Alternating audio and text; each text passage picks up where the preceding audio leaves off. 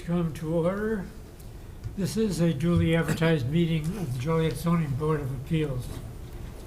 In our capacity, we hear petitions for relief from the strict provisions of our city ordinance. In matters of this type, the decision of the board is final. In respect, it does not go to the mayor for any, or council for any further action. If you disagree with our decision, you do have recourse in a court of record. We also hear petitions for variations of land use. In matters of this type, we act as an advisory committee to the mayor and city council, making a recommendation either for or against it. Final decision on land use is made by the mayor and the city council. Secretary, pull the board, please. Mr. Bias did let me know he'd be absent. Mr. Nachtrieb? Here. Ms. Radakovich? Here. Mr. Riggs? Here. Ms. Rohr? Here. Mr. Stiff? Here. Chairman Hennessy. Here. I might suggest, it looks like we've got more board members than we do petitioners out there. You check to see if the petitioner here before you start reading the petition. With that being said, I would like to note that 2 of the petitions have been officially withdrawn. So petition number 2025-13, which was a special use permit to allow an automotive repair facility at 801 East Cass Street, is officially withdrawn, as well as petition numbers 2025-14, 2025-15, which was for a proposed daycare center at 2551 Division Street. So that has also been officially withdrawn. So with that, there are only 2 real agenda items. Too, so maybe What? so that evens the odds with Yes, yes. Okay, first on the agenda is approval of the Zoning Board of Appeals meeting minutes from April 17th, 2025. Motion to approve. Second. Mr. Nachtrieb? I don't remember if I was here or not for that meeting. You were. Or in that case, aye. Ms. Radakovich? Aye. Mr. Riggs? Aye. Ms. Rohr? Oh, yeah, aye. Mr. Stiff? Aye. Chairman Hennessy. Aye. Okay, next on the agenda is citizens to be heard on agenda items. This section is for anyone wanting to speak regarding agenda items and are allowed a maximum of 4 minutes. It is not a question and answer period, and staff and the Zoning Board of Appeals members do not generally respond to public comments. Everything on the agenda tonight, with the exception of a presentation by staff at the end of this meeting, is a public hearing. So if you would like to speak, if you're here for a public hearing item, if you could speak then, or you're welcome to speak now. Okay. Next on the agenda is old business public hearing, of which we do have an agenda item. It is petition number 2025-9 with a companion of a repeal of petition 1995-48. For petition 2025-9, this is a variation of use to allow a 2-unit residence, an R3 1 and 2 family residential use in an R2A single family residential zoning district, and a series of variations to allow a 2-unit residence located at 1507 East Cass Street. The companion item is also repeal of petition 1995-48, which is a variation of use to allow the continuation of an existing pizza business, a B1 neighborhood business use in an R2A district located at 1507 East Cass Street. The applicant owner in this case is Felamon del Toro. Under purpose, the applicant is requesting a variation of use to allow the addition of 1 residential unit for a total of 2 residential units located at 1507 East Cass Street. The property contains R2A single-family residential zoning. A recent rental inspection of the property revealed that the building currently contains 2 dwelling units. The requested variation of use petition, if approved, would allow for the 2 dwelling units to remain on the subject property. As part of the requested variation of use petition, a previously approved variation of use petition from 1995 to allow the continuation of an existing pizza business which is a B1 neighborhood business use, in an R2A zoning district, the subject property would be repealed. The variation of use requests must be considered by the City Council following the recommendation of the Zoning Board of Appeals. The applicant is also requesting a variation to reduce the minimum lot area per family from 4,800 square feet to 2,750 square feet. This variation is needed to allow 2 dwelling units to operate on the subject property. The subject property has an existing front yard setback nonconformity with 3.67 front yard setback when the R2A zoning district requires a setback of at least 25 feet. Since the property was annexed into the city and zoned to R2A single-family residential zoning in 1995, an additional variation is needed to reduce the front yard setback distance from 25 feet to 3.67 feet. The variations pertaining to lot area per family and front yard setback reduction only require approval from the Zoning Board of Appeals. For site-specific information, the subject property is approximately 5,500 square feet in size and contains a 2-story building with a 1-story addition to the north rear side. The property was annexed into the city in 1995 with a pizza business operating on the first floor and an apartment dwelling unit on the top floor. The property owner is looking to obtain a variation of use that would allow the previously made conversion of the lower floor into a legal studio apartment. The upper floor unit contains 2 bedrooms. Both units have separate means of exterior access. The lower floor unit is accessed off the building's south side, fronting East Cass Street. The upper floor unit contains access from the east side.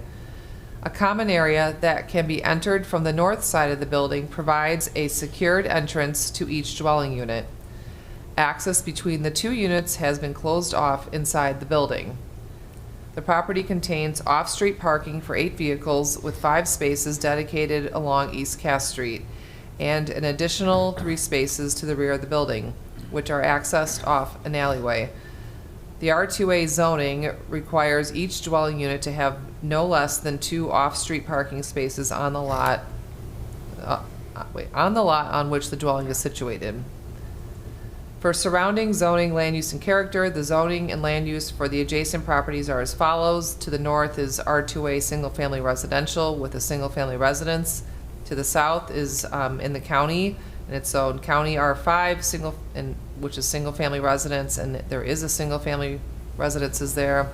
To the east is R3, 1 and 2 family residential, single-family residence, and to the west is R2A, single-family residential with a single-family residence. For applicable regulations, we have section 47-17.28, variation of use, section 47-19.8, criteria for granting a variation, and section 47-6A, which is the R2A zoning district. For discussion, the petitioner is requesting a variation of use to allow the use of 2 dwelling units in R3, 1 and 2 family residential use in an R2A single-family residential zoning district.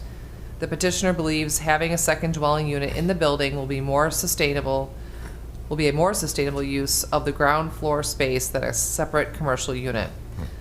The neighborhood, while mostly single-family residential in nature, contains smaller lot sizes with older, early to mid-20th century structures. Lot sizes in the surrounding area are generally between 0.1 and 0.25 acres in size, which allows for the continuation of greater population density than is seen in other single-family residential zoning districts. Approximately 13% of the adjacent lots within the same block of the subject property, east and west of the property, contain R3, 1 and 2 family residential zoning. Therefore, precedent exists to allow a mechanism for duplex residential development within the existing neighborhood. Given current local demand for increased housing volume and diversity, staff supports the petitioner's request to add a second dwelling unit in the main building. If the variation of use is approved, the petitioner will need to obtain all necessary building permits and complete all renovations prior to occupancy of the unit. Since the main building is being altered to allow 2 dwelling units on the subject property, a variation to reduce the minimum lot area per family is required to avoid a nonconformity with the underlying zoning district. In this instance, the variation would reduce the required minimum lot area per family from 4,800 square feet, which is the minimum requirement for an R2A single-family residential zoning district, to 2,750 square feet per dwelling unit. When the subject property was annexed into the city in 1995, it was zoned to its current zoning designation of R2A with a variation to allow continuation of the pizza business. The petitioner has suggested that a commercial use at the subject property is not sustainable. Regarding the front yard setback variation request, the structure's placement on the lot predates the lot's annexation into the city and its zoning to R2A single-family residential zoning. Due to the pre-existing density in the surrounding neighborhood and higher concentration of vehicular traffic on East Cass Street, the proposed variations should not alter the essential character of the locality. Under conditions, if the zoning board desires to approve this variation of use to allow a 2-unit residence, an R3 1 and 2 family residential use, and an R2A single-family residential zoning district, and a series of variations, and to repeal the existing variation of use granted in 1995, staff recommends the following conditions be included. 1, that all outstanding building and property maintenance code violations shall be remedied as directed by the City of Joliet's Division of Neighborhood Services. 2, that the property shall remain in and comply with the city's rental inspection program. And 3, should the property be declared a public nuisance by the city council, the variation of use shall be subject to a rehearing and possible revocation of the variation of use. And that concludes staff's report. Petitioners, I must swear you in. Do you swear the evidence you're about to present to be the truth under penalty of law? Yes, I'm Diego Del Toro. And I need your name and address. Okay, Diego Del Toro. I stay at 3507 Indian Head Lane. The property is 1507 Cass Street. I mean, yeah, basically, we were just trying to lower the taxes because we purchased the property in 2010, and we've been paying commercial taxes, and we just can't afford it. We would honestly like it to be rented as a studio. Do you reside in that building? What's up? It's all rental? Yeah. Okay. Any questions by the board? I have one. What's currently out of ordinance on the property, the external? Can you You rephrase said- that? Yeah, you said that they would have to come to compliance on anything on the, Oh, with the Division of Neighborhood Services? Yeah, so do we know what currently they're out of compliance with? Ray, would you? My understanding is they've since come into compliance on some of these issues. It was kind of routine property maintenance inspection things, like loose handrails, some electrical outlet malfunctions. But my understanding is they've either come into compliance on those issues or they're working toward compliance on those issues. Okay, and the parking that's currently to the side of the building, is that going to stay? Or there's also parking in the back, right? Yes, there's parking in the front, and then in the back, it's its own parking for the bottom part. It has its own parking, and then the top has its own parking as well. That seems like for a residential, not really well suited. So is that part of any of the neighborhood ordinances, anything? They're welcome to have excess parking if they would like. We don't have anything that caps parking per se at a unit level. It's a carryover from when it was a commercial use on that ground level. So, I understand the concerns that it might be an undesirable use or use of space there, but there isn't anything that we would do to necessarily curb that. Right. Do you have any plans to do anything with that, or are you still going to be parking there? Well, we tried to do, honestly, there was 3 people that tried to do business, and it just didn't fall through. One of them, we had to buy like a whole new sprinkler system. They did cupcakes. Another one was like a taqueria. And it was just, honestly, it was just a huge hassle, and we were shut down one by one. But as the future plans, we would love to just rent it out to a studio. It's one single family home, to Yeah, rent. do you have any plans for the parking lot, though? If you are planning on making it a rental, Okay. do you have any plans to bring that up to more residential look? Yeah, I mean, of course, we can, whatever you guys advise, we can take care of it as soon as possible. Are you concerned more about landscaping work, because they're really not in violation of anything? They're not in violation, however, it doesn't fit a residential, So, I mean, do you like, want some landscaping put in? You can make a recommendation. it's a good question. I don't know how to remedy it. I would think that this would have kind of, I mean, this seems like a big deal. You'd imagine people are pulling into your property. You would imagine that people are using it, you know, oh, I'm going the wrong way, they're gonna pull in, they're gonna turn around. Or even people that are driving by that, hey, I need to look at my phone or something, are gonna pull into your private property. To me, it seems not only it is a safety issue, but it's a security issue. And if I were renting it, I wouldn't feel comfortable with there being a parking lot right up to my bedroom. So, you know, I think that's something that needs to be considered, and I don't know what else to say. How would we approach to fix it, though? I don't have those answers. I don't know. I guess I would say from staff's perspective, and we can work with the property owner, because one thing we would have to keep in mind is circulation. So with vehicles, you know, in the front, appropriately backing out and in. So if you were to eliminate that or reduce it, we'd have to make sure that everything would still flow on site. So they've been working with Ray. I'm sure they can continue to work with him. Yeah, I mean, if the zoning board would like to produce a condition relative to landscaping of that area, you know, we can work with the homeowner on landscaping that area to, as Jane says, add some landscaping in that area while still having safe traffic conditions. We can work with our Public Works Department on, you know, what that might ultimately look like. Okay, so if I wanted to suggest something like that, would there need to be a motion put in place to Yeah, to To- make it to a do that? condition, you would, yeah. a Yeah. condition, or? When you make the motion to, your motion would include that, Okay. to motion to approve or deny, or, yeah, include that. Okay, I don't know exactly how to word that, but I'll think about that. Any other questions by the board? Yeah, I have one also for city staff. If this is a two-unit piece of property, is there a total number of parking spaces that would be required?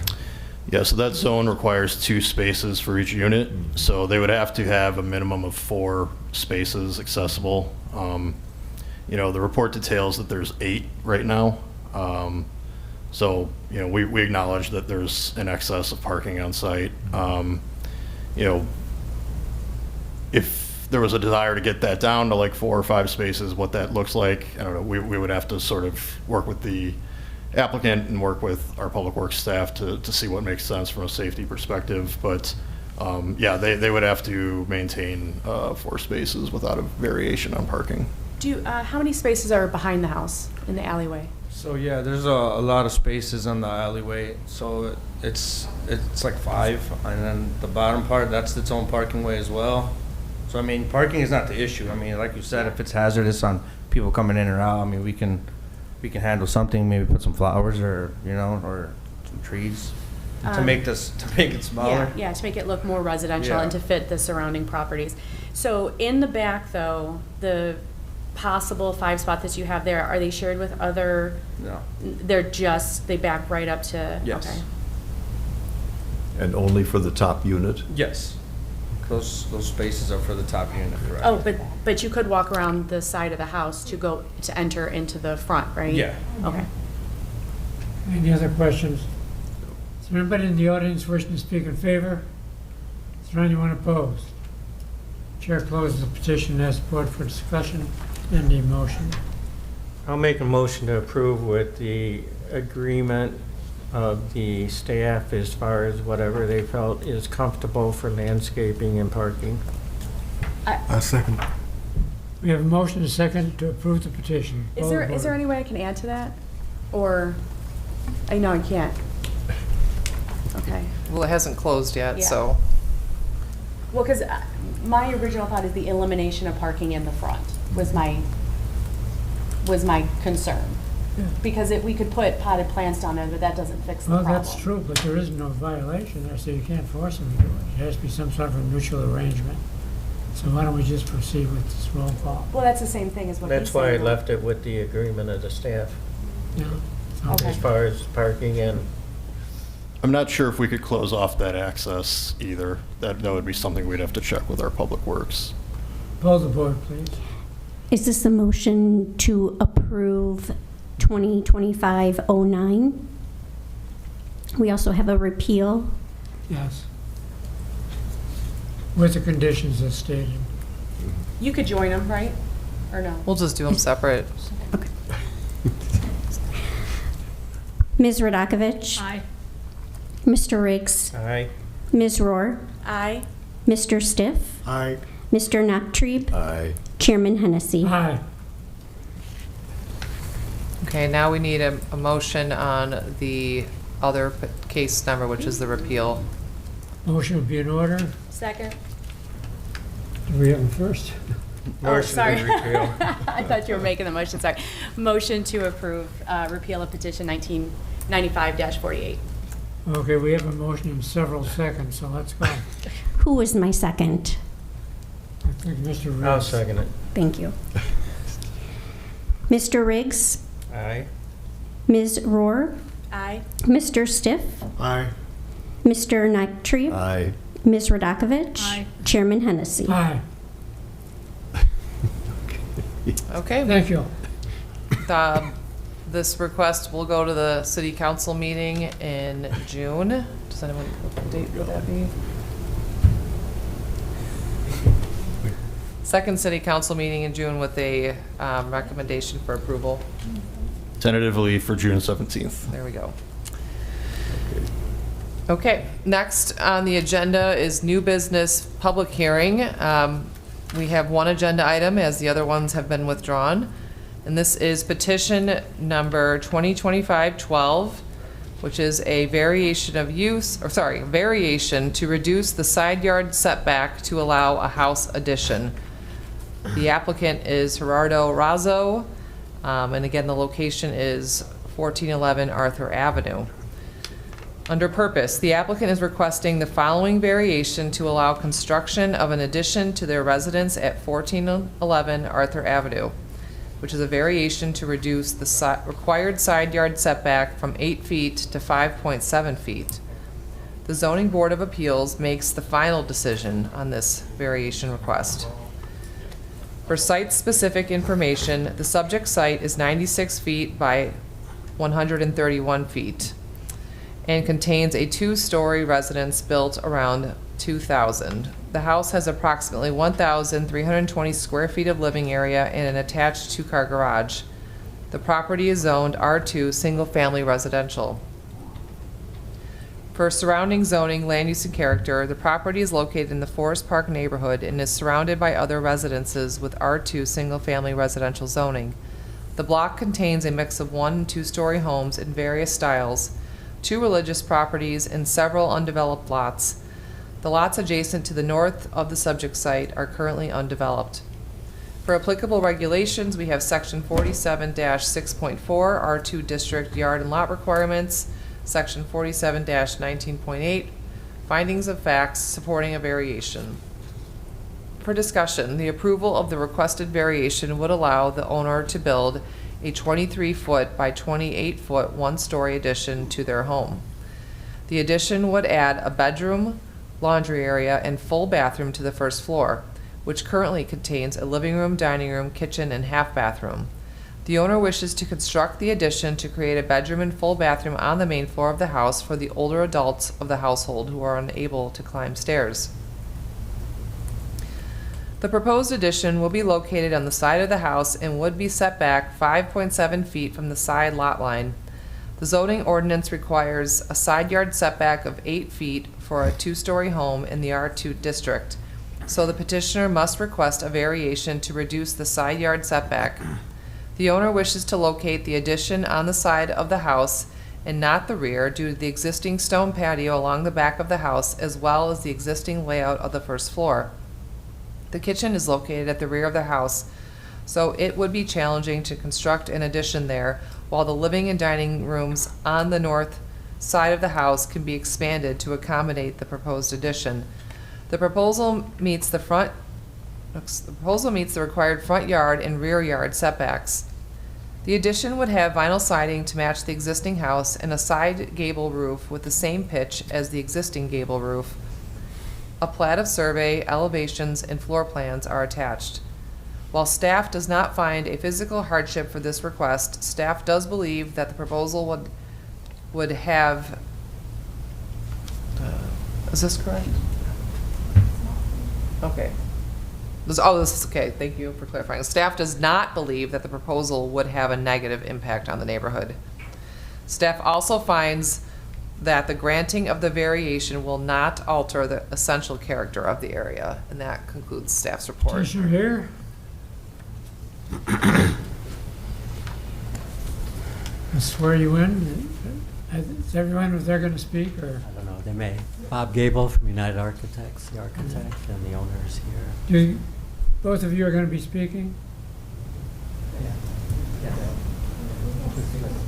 Okay, I have to swear you in. Do you swear that the evidence you're about to present to be the truth under penalty of law? Yes, we do. Names and addresses.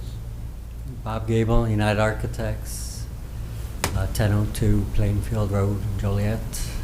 Yes, gentlemen. Gerardo Razo. Speak up, please. Pull the mic up. Gerardo Razo. 1411 Arthur Avenue. Do you have a presentation? Just a clarification with the setback requirement or the variance. If you noticed on the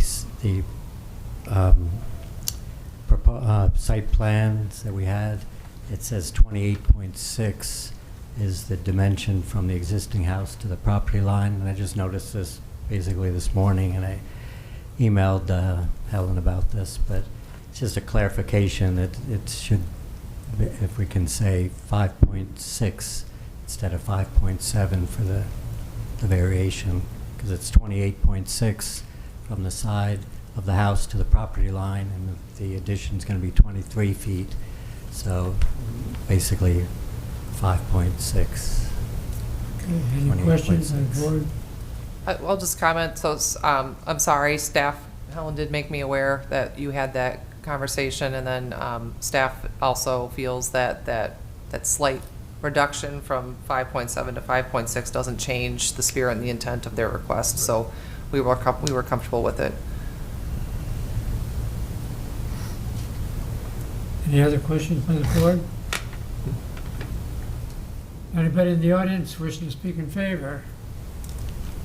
Anyone opposed? Chair closes the petition. Ask the board for discussion and a motion. I move we approve. Second. We have a motion and a second to approve the petition. Pull the board. Ms. Rohr? Aye. Mr. Stiff? Aye. Mr. Noctree? Aye. Ms. Radakovich? Aye. Mr. Riggs? Aye. Chairman Hennessy. Aye. Okay, that decision is final, so your variation for a reduction in the required side yard setback from 8 feet to 5.6 feet has been approved. As I mentioned earlier, next on the agenda is, three cases, essentially two petitions, though both have been withdrawn. So again, that is petition 2025-13, which is a special use permit to allow an automotive repair facility at 801 East Cass Street. That was withdrawn.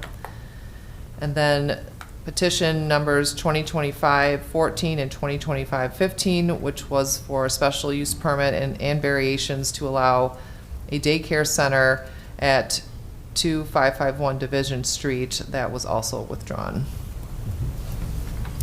So that brings us to old business, not for final action or recommendation. We're doing something new today and going forward, and when we have things that are of interest to the zoning board and plan commission. So I'm going to give a little presentation on one of our projects that's starting to wrap up, and it's the downtown Joliet Equitable Transit-Oriented Development Plan. So I'm going to go up here. Story time. Story time. Hit it. Yeah, right. Do I have to swear you in? This is not a public hearing. Can I swear at you? Can we vote this down? No, not for final action. Okay. Ask questions.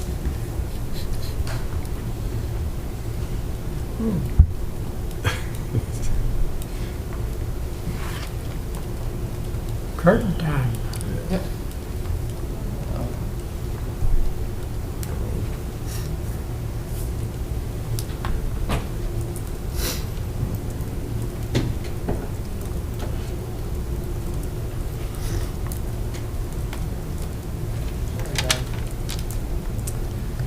Okay, so I'm here to talk again about the Joliet Equitable Transit-Oriented Development Plan. Oh, we don't have any public. Actually, what, this is, yes, this is the right presentation. Okay, sorry, bear with me. I'm going to give some quick background, briefly go over the planning process, where we're at today, where we've been, talk a little bit about what the draft plan has in it and what the next steps are. So for some background, in late 2022, the city applied for a grant through the Regional Transportation Authority to evaluate development opportunities for what we call the Lions Lumberyard site, which is city-owned land just south of Gateway Transportation Center train station. That city-owned lots have been a source of interest for a number of years. We took the opportunity in late 2022, again, to apply for this grant. We were successful with getting that grant with the condition that we evaluate development opportunities more broadly, so within a quarter to a half-mile radius of Gateway Transportation Center train station. Then the Regional Transportation Authority, along with the city, did engage Housiel Levine. They are a consultant firm, and then they had two subs working underneath them to do this plan. We started the planning process in very early spring of 2024, and we are starting to wrap up now. I know Bridget was at the open house last night, so this is still a draft plan. We had our draft open house last night, and I'm going to go over a little bit about what this project's been about.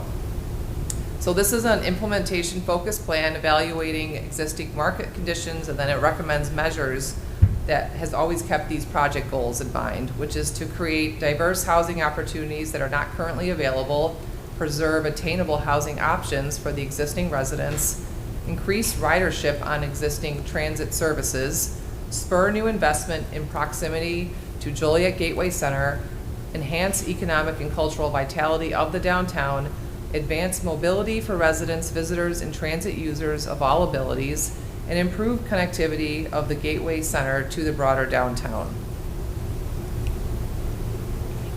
I know it's grayed out a little bit, but there was a process. There's been a steering committee that has been providing input and guidance throughout this time frame. So I think our first meeting was in March of 2024. There has been community engagement. There was an open house in June of 2024. There was a survey that launched early summer of last year, and technically it's still live too if people want to input information onto it, and as well as a mapping survey. We did focus groups with various stakeholders with the downtown in mind. And we, again, had steering committee meetings and other individual meetings here about this project. And then we just had our open house last night for the draft plan. Plan did a market analysis, and we also were fortunate to have the Urban Land Institute of Chicago do a developers panel, which was I wouldn't even call it an event. It was a panel with city staff and 4 developers to talk really hard about what is possible at that site, or other sites in the city, which we'll talk about in a second. So now here we are at the draft plan stage, and then the next task would be the final plan. So this is what the draft plan looks like. It has not been posted on the city's website yet. So again, we just had our open house last night, and the consultants want to take another look at the plan and make any tweaks that they feel like they need to do, and then propose that back to the staff and steering committee. That'll be available for a public comment period, but this isn't a surprise to people, so I'm happy to show you now. These are the topics that are covered in this plan. So we have a general introduction, community profile. We talk about how we did the engagement. The consultant team suggested breaking the downtown into character areas. So for example, we have the institutional area around Joliet Township, Boys and Girls Club, Cornerstones over there. There's the area they are calling the civic area of the target area, which is what we call the traditional downtown, and then there's the residential neighborhood. So breaking the area out like that. Chapter 4 looks at land use and development, which I'll talk about a little bit in a second. Chapter on urban design, and then chapter on multimodal transportation. And we focused a lot on development opportunity sites, so that's another big component of this plan, and then it wraps up with implementation. I'm gonna lose my voice. A lot of talking last night. I just wanted to show you this map. We spent a lot of time at the staff level thinking through what are our development opportunity sites. So this map kept getting refined over the last year, and I think this is our final identification of what we think could be potential development, redevelopment or development sites. So we looked at parking lots that are highly underutilized or absolutely unused, and identified vacant or underutilized buildings as well.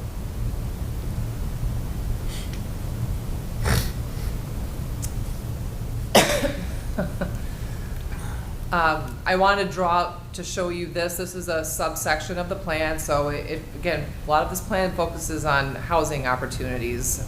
How can we enhance housing opportunities in the downtown area? How can we get more people to live in the downtown? We already have the infrastructure in the downtown area. What are the barriers for getting more development or redevelopment? So this map just identifies where our existing multifamily and mixed-use housing is, as well as our single-family residential. And again, why I'm here talking to the Zoning Board of Appeals is because this project, in the end, this plan is going to recommend changes to the zoning. So, for example, right now in the city of Joliet, to do multifamily housing requires a special use permit. So this plan is recommending changes to that policy to give more prompt and predictable permitting to a developer so that they can do what the city wants them to do, but go through less amount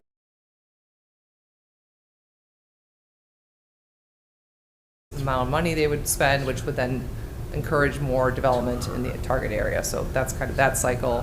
This plan also recommends other kinds of policies as well as just programs to promote housing opportunity, choice, and variety in the downtown.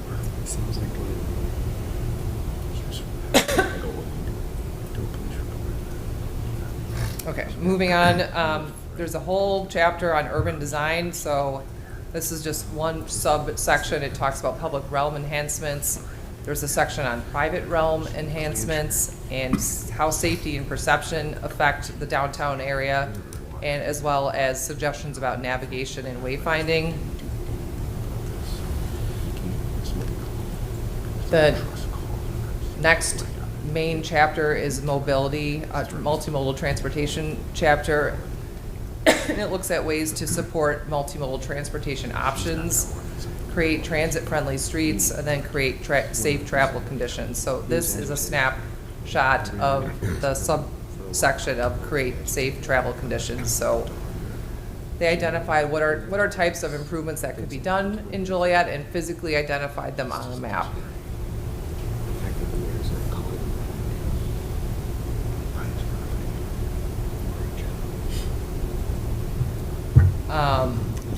This is was a big focus of this project, was to take a strong look at 3 sites that we are calling catalytic development sites. So these are sites that we feel could have a real transformative effect in our downtown versus the map earlier, which is, these are just other opportunity areas, but these are catalytic opportunity sites. So we have our City Hall, yes, it is identified, the BMO Harris drive-through bank site, and then the Lions Lumberyard site. So this is a conceptual sketch of what could happen along the river here at this existing City Hall site. So what we proposed, again, this is conceptual, but a mixed-use 7-story building with terrace amenities and parking built into the interior. And how we arrived at this, how did this plan arrived at this was the community feedback we have had up to this point.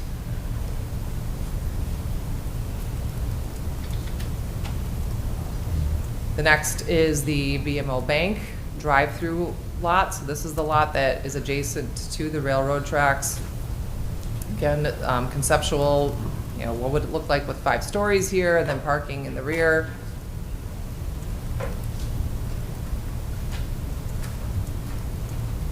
I'll note that this site was also identified in our 2015 downtown plan, so it's been a reoccurring potential development site.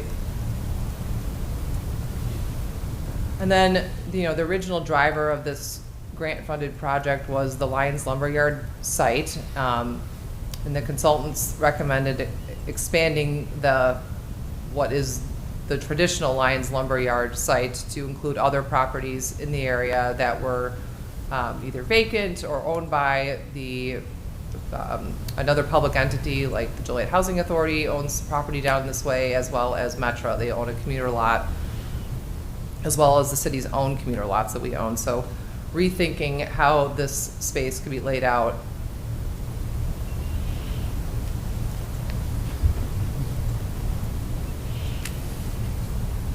And then the plan does conclude with implementation suggestions and actions items. It reviews how the plan can be used, how it can be updated. It discusses what are some existing zoning and development controls, and then suggests potential funding sources. And then again concludes with the action matrix. And this is a sneak peek on what is the action matrix. I think there's like 70 some strategies. They were presented last night at the open house. This is just the first 6, but we highlighted the ones that have been identified as priorities, high priorities, and you can see they're almost all zoning related. So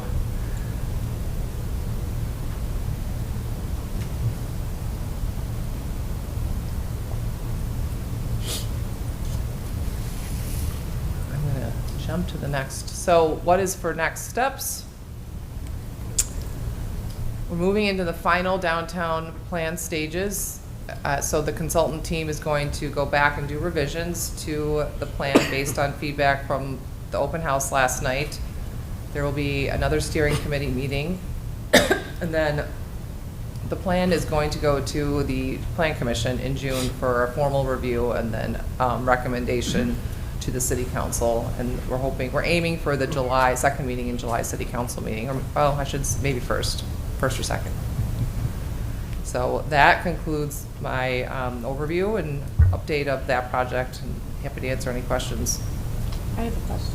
I'm sorry. Yeah. My question is, you talked about the changing of ordinances, and I know that that's... Sorry, I could. Oh, sorry. I know that you talked about the changing of ordinances. I know that is a big undertaking.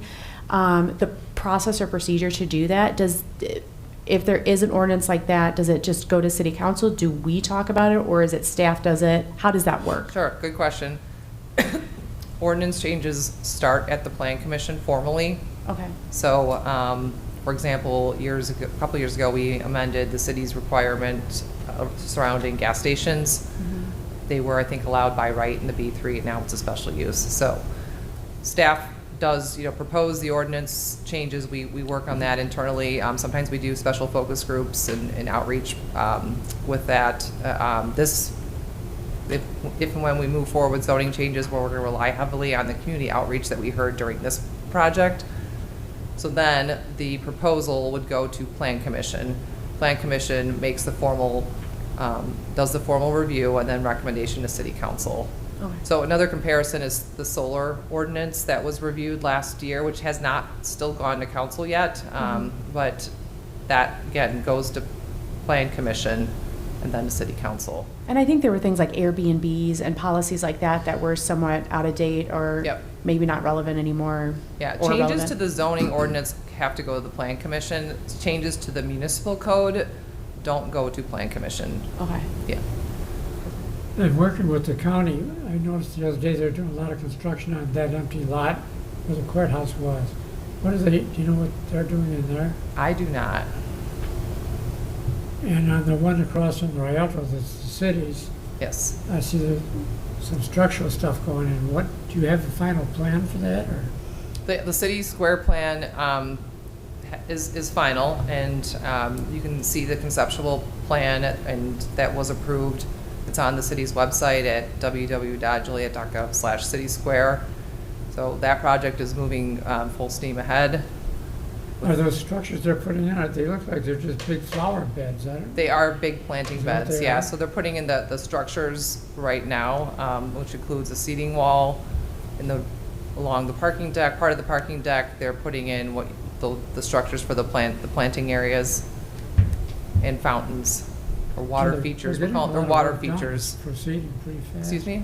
I said it's getting, Yeah. I'm talking, you got, it's proceeding pretty fast now. We're Much like happy construction. we're on schedule, I keep being told, so not behind. Well, it's as long as we don't lose any more bridges, we might get some people down there. Yeah, yes. You had said that this hasn't been published, and then there's still going to be some more comment review time for Yep. the public to do it. How do we get our hands on this to look at it and review it? Good question. So we're gonna put it out for official public comment, and we'll notify the public like through our traditional channels. So doing a media release, post on Facebook, and then my plan was to also email the zoning board and the plan commission and the people who attended the open house. So everyone who had been targeted for that will also get a notice that it's open for comment. Okay, and I did just want to say, like, being there and seeing how this all happened, I've done things at the county, like, public hearing type stuff like that, and I just want to say it was done so well, and I think what impressed me the most was the amount of stakeholders that you had that are very invested that actually showed up, because you can educate people or you can throw plans out there, but if you don't get the people to buy into it and excited about it, like, nothing's going to happen, and I just want to say to all staff, that was very impressive. Thank you. Okay. Anything else? Thank you. Okay, thanks. Do we need a motion to adjourn? So move. That is, yes, the next item. No, actually, it's not. So we have no one here. Well, is there anyone here to speak under public comment?